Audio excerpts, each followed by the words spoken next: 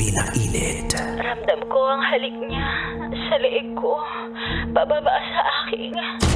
at mas pag-uusapan. Tinanggal niya bigla yung panty ko. Mga sikretong dito mo lang mapapakinggan. Top Secrets. Top Secrets. Top Secrets. Top Secrets.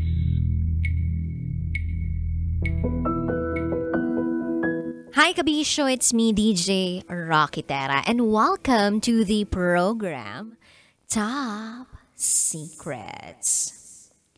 Kung saan pwede kang makapagbahagi ng iyong pinakatatagong sekreto. Ito po ang programang hindi ka huhusgahan, bagkus ikaw ay pakinggan. Ito po ang programa sa radyo na nagpo-promote ng we listen and we don't judge culture. Kaya naman, simulan na natin to at i-welcome na natin ang ating top secret sharer na nasa kabilang linya. I-welcome na natin siya. Magandang gabi. Hello po, good evening. Anong pwede namin itawag sa'yo? I'm sorry? Anong pwede naming itawag sa'yo? Aika. Aika, ilang taon ka na? Magto-30 po this December. Magto-30 this December. Sang lupalop ka naman galing, Aika? Tagig po. Tagig. Alright, Aika, di na ako magpapaligoy-ligoy pa. Aika, magto-30 this December from Tagig. Ano ang top secret mo? Bale, ikakasal na po kasi sana kami this December. Pero may sariling desisyon yung father ko. Ikakasal na sana kayo ng fiancé mo this December pero may sariling desisyon ang father mo. Tama ba ako ng pagkakarinig? Yes po. Bakit yung tatay mo ba yung pakakasalan ng fiancé mo? Kwento mo nga sa amin, paano nangyari na dapat December pero parang sa tono ng boses mo parang mauudlot pa? Anong nangyari? Kwento mo sa amin yan. Okay po. Bale, magto 2 years engaged na po kami this July 7. And then, 2023, tapos July 7, 2023 na engaged kami. Tapos sana same year ng December ikakasal na kami. Kaso yung parents ko, specifically my father, ang gusto niya kasi yung invited, syempre, sa yung mga friends niya, which is hindi naman namin kakilala, hindi naman namin ka-close. Kasi kami nung fiancé ko, we have decided na intimate lang.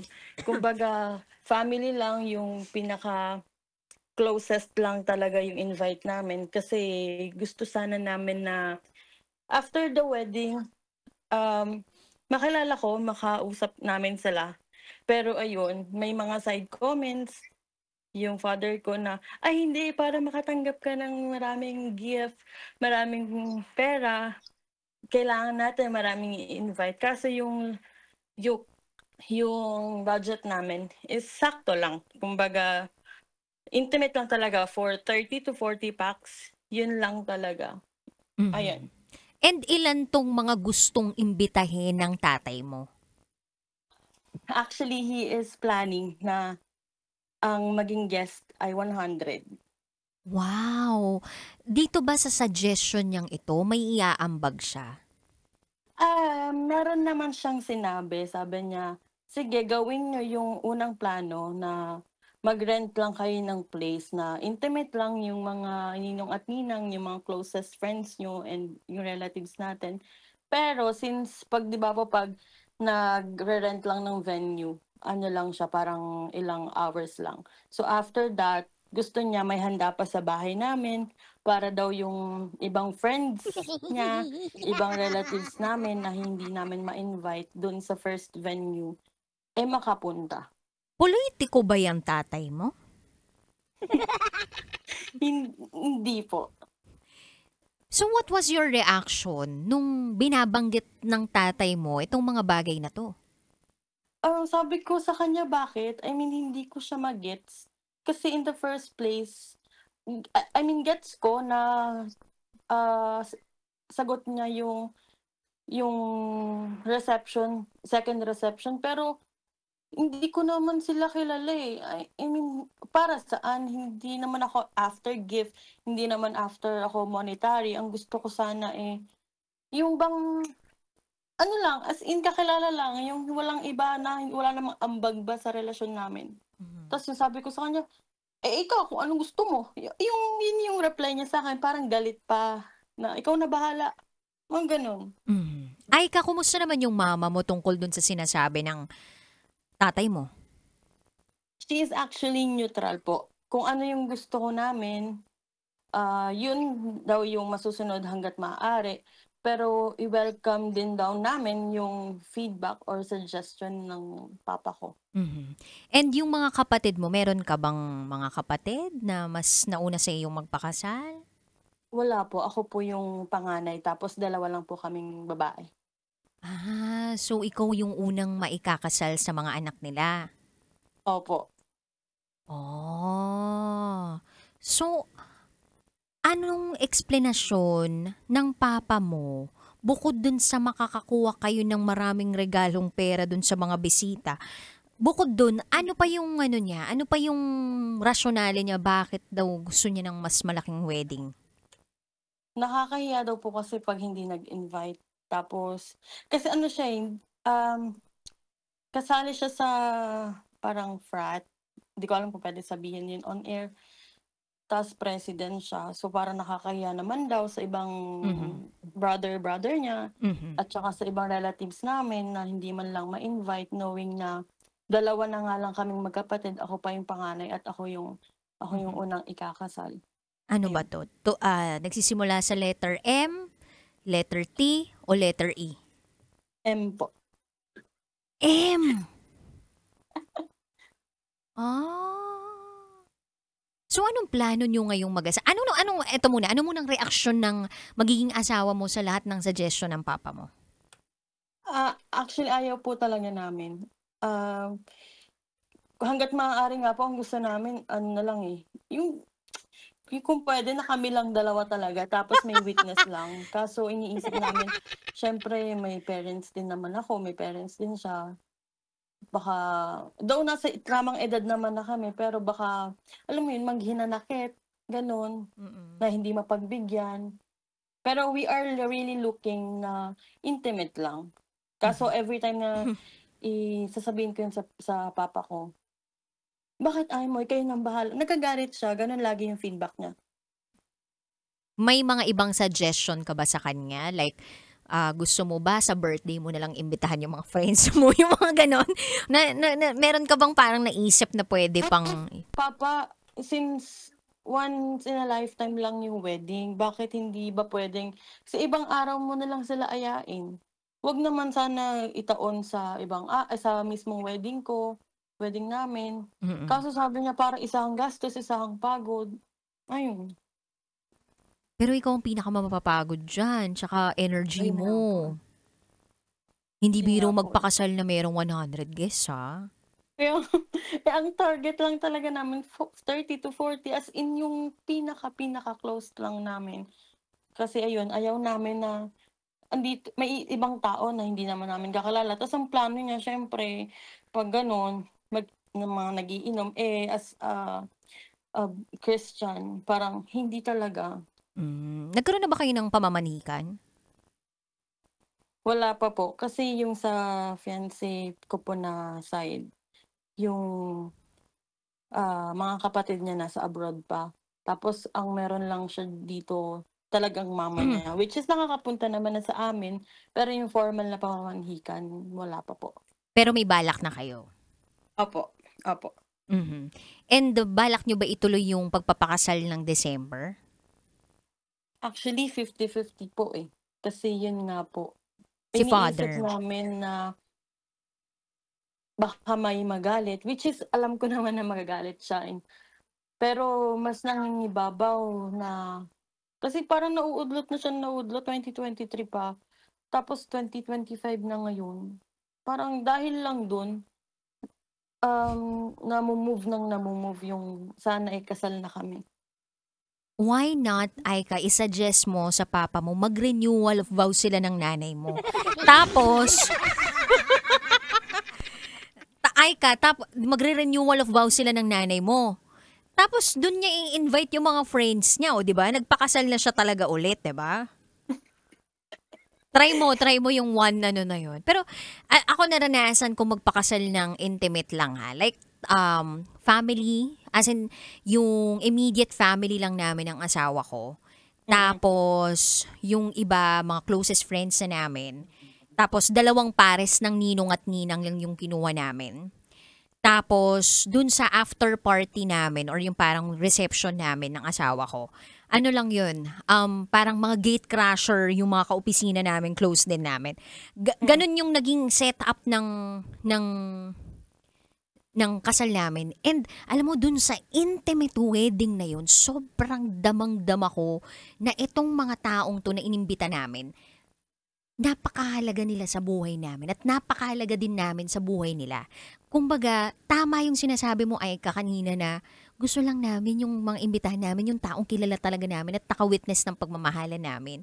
Kaya nag-gets kita dun sa part na parang bakit may ganito kang papa, 'di ba? Na minsan okay lang din tanggihan yung ibibigay niya eh. Gets mo? Opo. So, eto, ano na to, no? Galing to sa taong nagpakasal na.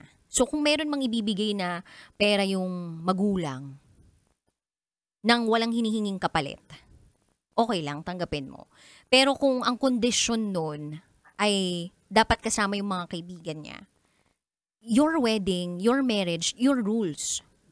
Labas dapat ang papa mo dito. Pero kung gusto talaga niya ng medyo mas bongga, I think magpa-reunion na lang kayo sa buong Taguig, no? Ipasarado yung buong Taguig, no? Oo, meron pa naman kayo dyang part yung sa may Dalampasigan, 'di ba? Yung nagko-concert, yung mga Taguig Music Festival. Yun, pwede mong imbitahan lahat doon yung mga brother ni papa mo.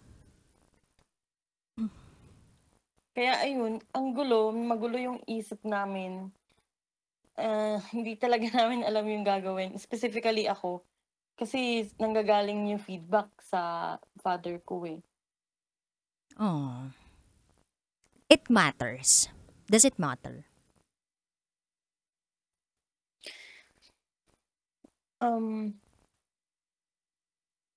At some point, yes. Kasi, I mean, siguro one factor na rin. Lumaki kasi kami sa probinsya. And ganun yung naging parang kinalakihan namin. Na dapat pag may ikakasal sa family, buong angkan andoon. Pero sabi ko nga sa kanya, hindi naman na tayo nasa lumang panahon. I mean, tanda ko na kung pwede lang talaga, kung gusto ko lang din siya suwayin, kami na lang sana nagpakasal. Kaso I respect the feedback, I respect the suggestion. Pero hanggang kailan ko kayang i-respect to the point na namumove yung plano sana namin kasal. Mm-hmm. And it is supposed to be the both of you na magfiancé, na magde-decide kung kailan, kung saan, at kung sinong iimbitahin. Hindi ang mga magulang. And I think this is also a preparation for you na kung ano mang sabihin ng mga magulang mo, oo, pwede mong pakinggan. Pero it doesn't mean you'll take it and follow it because you are now building your own family. Yun ang essence ng pagpapakasal. Hindi sa dinedisrespect mo sila, but you are building your own. And the first thing that you should do, and ang practice na niyan, is by planning your own wedding. Not your father's wedding, but your own wedding. Medyo pangit man siyang pakinggan, pero that is only the way. Masyado lang kasi talaga tayong kulong dun sa nakaraan eh. Masyadong kulong tayo dun sa kahihiyan na porke pag ganito yung nangyari, maraming sasabihin yung ibang pagkamag-anak na parang bakit hindi sila naimbita, nagmamalaki ka na. And ayan, opo. Normal sa atin na makaramdam na, hala, nagmamalaki na daw tayo. Parang may gusto tayong patunayan na hindi ako nagmamalaki. Mm, Parang gusto mm. nating i-defend yung sarili natin dun sa mga taong nag-iisip na nagmamalaki tayo. Na hindi, humble pa rin kami, ito pa rin kami. Pero hindi naman natin dapat i-prove yung sarili natin sa kanila. Kasi kung talagang mahal nila tayo, maintindihan nila tayo eh. I think, Aika, mag-heart to heart talk kayo ng papa mo.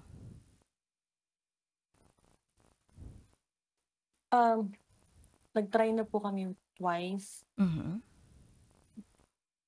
pero kada sinasabi ko, wag na lang kaya pa kasi dagdag gastos sa kanya kung siyempre 'pag tatay parang 'pag panghandaan ihihiram niya pa 'yan. Sabi ko, what if wag na lang kasi yung ihihiram mo tabi na lang natin or much better na wag na lang ihiram kasi kaya naman namin. Ang hinihingi lang naman namin, eh, yung, Basbas. approval, I mean Blessing. blessing Mhm. na payagan niyo naman sana kung ano yung plano namin. Pinapakinggan ko naman siya, pinapakinggan naman kita papa, pero I think hindi talaga siya fit, hindi talaga siya suit kung ano yung meron sa'min, kung ano yung gusto namin. Pero after that, yun lang, lagi na lang yun, sasabihin niya lang, "Ay, kayo bahala kung anong gusto niyo." Ayun, Ayaw mo ba i-take nag-e-end lang yun? lagi sa ganyan. Ayaw mo ba i-take yun na parang, kami na pala bahala, yung ganon. Sa tagal, I mean before pa na bata pa lang ako, 'pag hindi niya naman ako or kami sinasagot ng oo o hindi, eh. Lagi siyang, "Bahala kayo." Tapos 'pag may nangyaring masama, siyempre sa'min yung sisi. Parang gano'n siya palagi, eh. I mean ever since. Hindi siya mag-o-oo, hindi siya mag-hindi. Lagi siyang, "Bahala kayo." Hmm, nakakalungkot naman. Kumbaga, parang anong tawag dun? Yung mahilig mang-gaslight ba yun? Or tipong Opo, pinapakonsensya pa kayo? gano'n po siya. Hindi naman dahil ako yung nandito sa phone ngayon, pero gano'n kasi yung naranasan at nararanasan ko, eh. Halimbawa dati nung high school kami, "Papa puwede ba akong" "Ay hindi, sige bahala kayo." Hindi ka makakarinig ba sa kanya ng, "Oo, sige, sige lang." Bawal, hindi siya gano'n sumagot, eh. Lagi siyang, "Bahala ka, bahala ka." So, hindi ko alam kung oo ba 'to o ano, 'pag mali yung nagawa ko papagalitan, 'pag tama wala man lang sasabihin.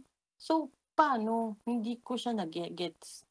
Kasi kung makikinig ka sa papa mo, sasakit ulo ninyo sa gastos, tas hindi mo Opo, mararamdaman yung tunay na essence ng kasal ninyo. I mean, marriage is the more important one than the wedding, no? Pero iba pa rin yung isang beses lang mangyayari sa buhay mo na alam mo na ikaw mismo ang nagplano, kayong dalawa mismo ang nagplanong magiging mag-asawa, at kayong dalawa mismo ang makakakita dun sa mga taong personal ninyong inimbitahan at naging parte ng inyong relasyon.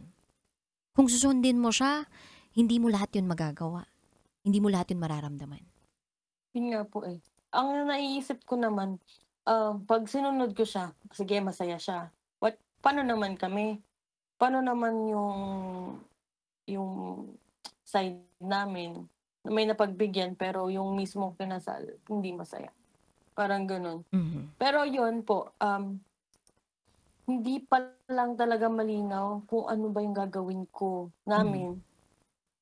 Kung may part ba na susundin namin siya, kung may Mhm. part ba na sige kami na lang, kung ayaw Mhm. niya makinig, what if kami na lang dalawa, may witness Mhm. lang.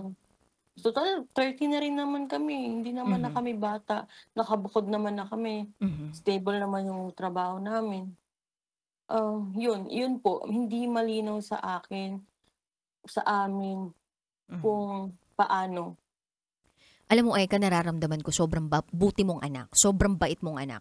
Like, you really respect your parents, your father, kahit na ikaw mismo nasasaktan, na uubos, o nawawasak at some point in your life.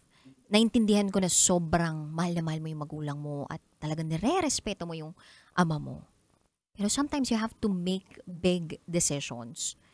hindi para saktan lalo sila, kundi para ipa-realize din sa kanila na you have your own life right now and hindi mo naman sila dinidisregard bilang magulang mo. But eto yung desisyon na gusto ninyong mag-asawa.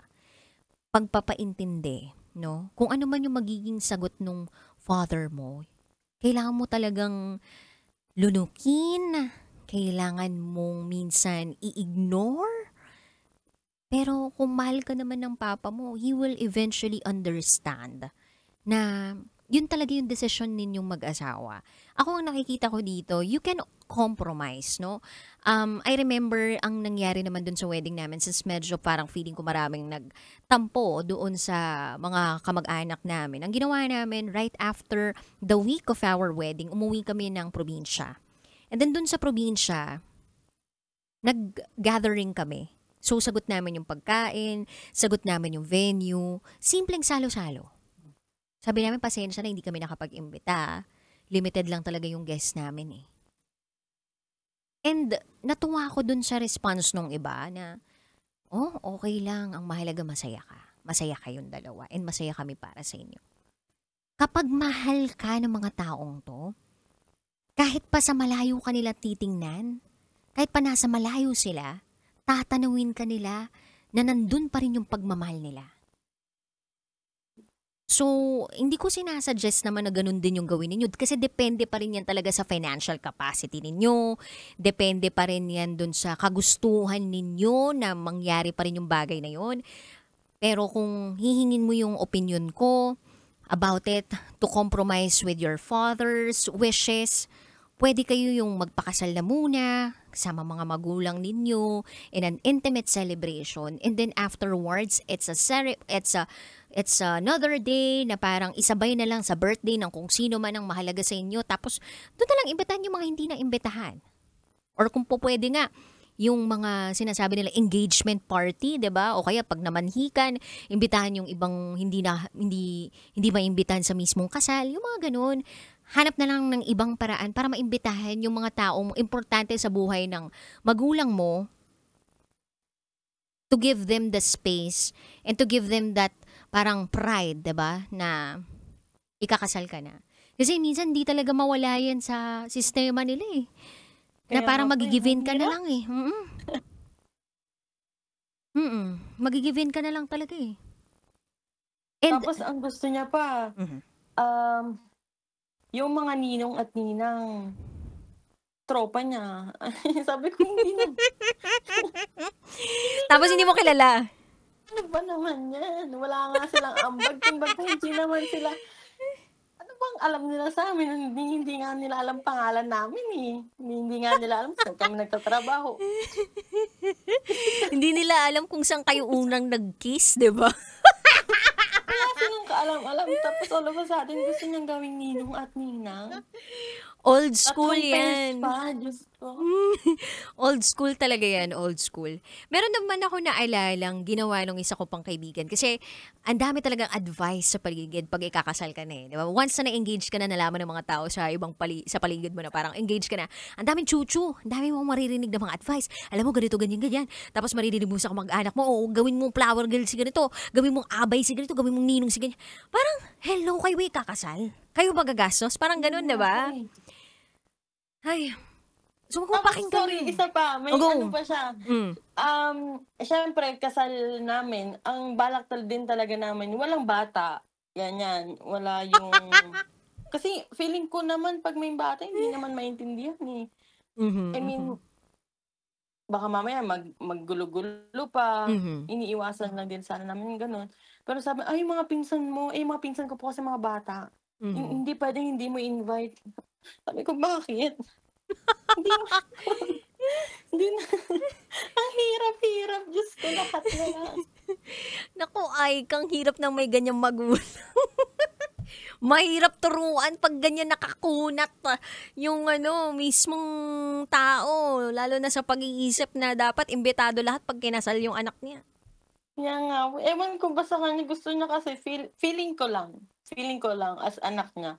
Feeling ko kasi gusto niya na maipagmayabang ba? Mhm. Gano'n yung nafi-feel ko sa kanya. Ito yung anak ko ganito, ganyan na, kinasal, maganda, magarbo. Yun po yung nafi-feel ko kasi Mhm. siya naman yung kasama ko talagang lumaki, yung parents ko. Parang yun yung nafi-feel ko na, para lang may maiyabang, yun Mhm. po talaga. And I think yun talaga yun. Kasi ikaw ang pride and honor nila. At pag nakita ng mga kaibigan nila na okay yung kasal mo, magarbo, napakain sila lahat, it's his pride and honor.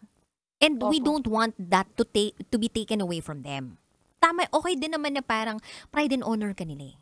Pero tatandaan mo na kapag katapos ng kasal na iyon, anong magiging pakiramdam mo? Ikaw mismo ay ka. Ikaw yung makakaramdam nung mangyayaring yun. Nung mismong pakiramdam of, ano tong ginawa ko? 'Di ba? Hindi naman 'to makakalugod-lugod sa akin eh. Hindi naman 'to nakakapagpa-satisfy sa amin dalawang mag-asawa, kundi sa papa ko lang. Nakakapagod yun, ay ka. Buti nga ang laki ng pasensya mo sa papa mo kasi kung ako 'yan, buti na lang wala rin akong ganyang, I mean, buti na lang wala akong dinanas na ganyang klaseng situation. Pero yun nga, napaka mapagpasensya mo and sana makaya mo na ipaintindi hangga't kaya mo pang magsalita sa papa mo. Tsaka tandaan mo lilipas din yung mga tampuhan. Anak ka pa rin niya at the end of the day, 'di ba? Pag nakasal ka na, wala na siyang magagawa. Charot. At saka alam mo ba na kapag, I think 21, kasi 'di ba lalakarin mo yung mga papeles ninyo sa munisipyo. Kailangan lang ng guardian kung sakaling ang dalawang magpapakasal ay nasa edad, I think 21 below. Ganon. 21 below. Or kung di ako nagkakamalit, opo. basta nasa ganung range. Nakalimutan ko kung ano yung eksaktong edad. 24 and below. Yan, sabi ni Shula Makeup Artist. 24 and below. Tsaka lang kailangan kasama yung magulang. Kailangan ng pirma nila, mga ganyan, consent. Pero pag ganyan 30 ka na, ay, di na Wow, 30 kailangan. na, matanda ako na, oh. Oo. Pwede, alam mo, kailan kayo kakasal, no? December. December po. Sabihin ko sana, sayang. Alam mo, ako pa mismo mag-host ng wedding mo sana. I volunteer. Kaya lang hindi yata ako pwede pa nung mga araw na yun. Malalaman nyo na lang sa mga susunod na kabanata. Oo, sayang ay ka. Mag-volunteer na ako eh. Pero anyway, I wish you all the best, no? May gusto ka pa bang sabihin? Um, sa ngayon, actually wala po. Ano lang, gusto ko lang din may mahingian talaga ng advice kasi wala naman Mhm. ako ibang masabihan. May friends ako, yes, Mhm. pero hindi naman kasi sila kinakasal pa. Mhm. Mhm. Kung may kinasal man, as in sila lang dalawa, yung mga anak lang, may anak na sila. Kami, wala pa naman. Mhm. Mhm. Ayun po. Thank you. Thank you kasi at least may nakikita akong mga comments, Mhm. nakakagaan din sa pakiramdam. Mhm. Tsaka yung mga advice, Mhm. is parang nabunutan ako kahit papaano ng isipin, nakatulong sa'kin yung advice niyo po. Mhm. To for me kasi to really parang follow kung ano Mhm. yung gusto namin, kung ano Mhm. lang yung capacity namin. Kasi at Mm. the end of the day, kami naman yung ikakasal, eh. True. Kami naman yung kumbaga kami lang dalawang mag-asawa yung magkakaintindihan, True. magsusuportahan. Mhm. Nandiyan yung parents, oo, Mhm. pero naiisip ko din na yung parents maiintindihan din naman nila yan, eh. Mhm. Nandiyan na lang naman sila to guide Mhm. and they are ano naman, eh, parang, um, ano naman sila, ready naman na sila at my age, parang Mhm. alam ko naman na ready na silang Pakawalan parang ka. oo, pakawalan ako. Mhm. Yun nga lang siyempre, siguro nga sa kinalakihan namin, kasi nga probinsya, Mhm. nakasanayan na buong angkan, talaga naman lahat nandiyan. Pinsan mo, no? Lahat sila Lahat na gusto. pinsan ko, lahat na May hindi ko flower din girl. alam, mga second cousin ng nila, hindi ko naman gagawin ko dyan. Ay. Mabuti ka lang, anak. Mapagpasensya ka lang talaga. Mabait ka masyado. Pero tatandaan mo, hindi lahat ng kabaitan nagiging kabutihan. So, magkaiba yun. Okay lang maging mabuti. Yung sobrang bait, naabuso yan. Kaya, Ayun nga po. ako, I wish you all the best. Sayang. Kung December sana, Keep in touch tayo, Aika, para Ako magvo-volunteer, Ay, totoo po ba? tapos dun sa reception mo, mag-open forum kami ng tatay mo. Gusto ko yan De, charot lang, Wedara. Tapos si Boy Pindot daw magiging tagapitik din. Tagapitik ng pagkain. Diba let's keep in touch. Ayan. Thank you so much, Aika. God bless. Good Thank luck you on so your much po. wedding. Bye. Thank you. Bye-bye po.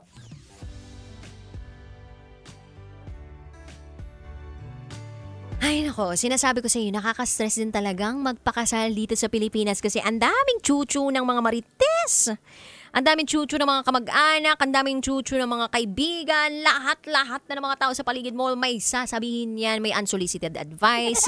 At minsan, ang hirap pang gawin, yung mga suggestion ng mga magulang. Gusto nila ganito, ganyan, gusto nila si ganito, invited, si ganito, gano'n, invited na. Ako sa totoo lang, since tayo lang naman ang magkasama ngayong gabing to. Eto na naman tayo sa ibabahagi ni DJ Rocketera sa tunay niyang buhay. Jessie Gia. Nagulat ang lahat, 'di ba, nakasal na ako. Alam naman yun ng mga magulang ko, na-engage ako ng July. July ako na-engage, kung hindi ako nagkakamali. July ako na-engage, pakasal kami agad ng October. At sinabi ko lang sa opisina na magpapakasal na ako a week before our wedding. Or 2 weeks nga before. Wala pang 2 weeks. 1 week lang before our wedding. Tsaka lang ako nagsabi. Sa mga kapatid ko, ayan, alam na naman nila. Siguro, kailan ba kami nagplano? August, ganun? Or July? Tama. August kami nagplano. We were looking at having a public wedding or parang grand wedding. Pero na-realize ko parang, ba't pa natin patatagalin ng ganun? Gusto naman na natin talagang maikasal at gusto na namin magkaroon ng blessing yung relationship namin. So, bakit natin ibibigay pa yung ganun na parang kailangan pa imbitado lahat? Kung kaya lang din naman natin na imbitahan yung mga sarili nating pamilya, kasama yung mga naka-witness talaga ng pagmamahalan natin, at iilang pining kaibigan pa. So, we decided to have an intimate wedding and we only had 45 guests sa church. 45 guests sa church. And that doesn't include yung mga kamag-anak ko pa sa side ng mama ko, sa kamag-anak ng side ng papa ko. And nagkaroon pa kami ng pagtatalo ng mga magulang ko. Wala akong problema dun sa side ng asawa ko kasi maintindihin lahat halos Pero yung mga magulang ko kasi, lumaki rin sila sa probinsya. And ang ugali talaga at ang pang-thinking ng mga laking probinsya, dapat imbitado lahat. Lahat ng kamag-anak mo, imbitado yan. Dapat lahat ng mga kapatid ng tatay mo, imbitado yan. Dapat lahat ng kapatid ng nanay mo, imbitado. Ultimo yung mga pinsan mo, imbitado yan. Ilan ng kapatid ng tatay ko? 12. 12? Diyos ko, 12. Diba? Tapos ilan yung anak nila? Tapos ilan pa yung asawa? So, kulang yung 100 na katao. So, para fair na lang sa lahat, walang iimbitahan sa side ng tatay ko, walang iimbitahan sa side ng mama ko. Wala ding iimbitahan sa side ng husband ko. Only the immediate family members. We were strict about it. Although, nagkaroon kami ng konting, parang paghahagel ng magulang ko. Pero, ang namayani pa rin, and the decision that was made was, or came from, my husband and I. Kasi it's our wedding, and it's our roots. And that, I believe, was already a preparation para sa isang marriage. Kasi nga, pag nag-away kayong mag-asawa, hihingi ka lang naman advice sa mga magulang mo. Pero hindi ibig sabihin nun, lahat yun, ifa-follow mo. They are only there for guidance. Pero yung decision making, nasa sa inyo pa rin dalawang mag-asawa. Magiging mag-asawa. And again, ang pagpaplano ng kasal is already a preparation for marriage. And dapat dyan pa lang, kayong dalawa na mismo ang magkasangga sa pagdedesisyon tungkol sa sarili nyong mga buhay at hindi ang mga magulang ninyo because you are separating na eh. Nandun ka na sa part na nagle-let go ka na dun sa family mo originally. You are building a new life. You are building a new family. Hindi yun pambabastos. Hindi yun pambabastos. Nandun pa rin yung respeto. Pero nandun lang yung part na kailangan mong bumuo ng sarili mong pamilya and you have to make decisions for yourselves. Hindi para sa ikabubuti nila, kundi para sa ikabubuti ninyong dalawang mag-asawa. Kasi kapag gumastos ka ng sobrang laki sa isang magarbong kasal, ang tanong, sino magbabayad nun? Ikaw yung mga inutang mo, sino magbabayad? Di ba magsasuffer yung dalawang mag-asawa? After naman nun, lilive na yung mga bisita at hindi naman kayo masyadong kakausapin after. Also, sabihin na natin na nag-imbita yung magulang mo ng mga ninong at ninang mula sa kung saan-sang lugar na hindi mo kilala. Garantisado ba nang ibibigay niyan tigwa 100,000 kada pair? Hindi. Yung iba dyan nga, 5,000 lang eh, di ba? Parang ginastosan niya lang yung sarili niyang buffet. Magkano yung per tao ngayon? Diyos ko, mababa po yung 2,000 sa isang matinong kainan, di ba? Per person, 2,000. Oh. Gasto sa simbahan, magkano? Gasto sa paglalakad ng mga papel. Oh, gasto sa bulaklak. Gasto, ang dami mong pagkakagastusan. Hindi biro ang pagpapakasal. Kaya kung ano yung nasa puso mo, yun yung sundin mo. Because at the end of the day, it should be you and your fiancé, husband or wife. Yun. Mabuhay ang bagong kasal! Anyway, sa mga kabisyo po natin out there na gusto mag-share ng secret, sarado na po ang tindahan.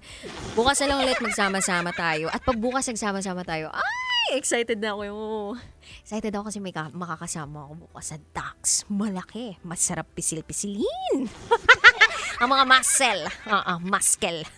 Anyway, nakapiling ang bus sa Princess DJ Rakitera at nakatutok sa 90.7 Love Radio. Kailangan pa bang i-memorize yan? Basic, this is Top Secrets.